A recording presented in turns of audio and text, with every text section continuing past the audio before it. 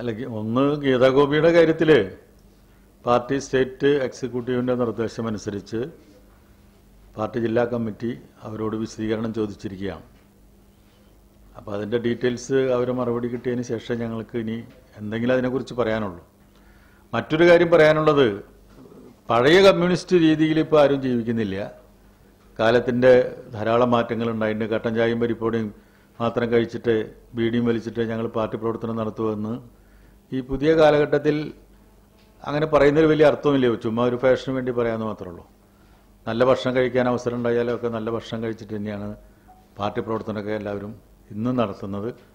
തൃശ്ശൂരിലെ പഴയ പാർട്ടി നേതാക്കന്മാർ വടക്കുന്നാഥനിലെ പടച്ചോറുണ്ടിട്ടാണ് പാർട്ടി പ്രവർത്തനത്തിന് പോയിരുന്നത് എന്ന് ഞങ്ങൾ കേട്ടിട്ടുണ്ട്. ഞങ്ങളൊക്കെ അതിൽ നിന്ന് ധാരാളം ഉൾക്കൊണ്ടവരാണ്. പക്ഷെ പുതിയ സാഹചര്യങ്ങളിൽ അങ്ങനെ തന്നെ ജീവിക്കണം എന്ന് ആരെയും നിർബന്ധിക്കാൻ കഴിയില്ല.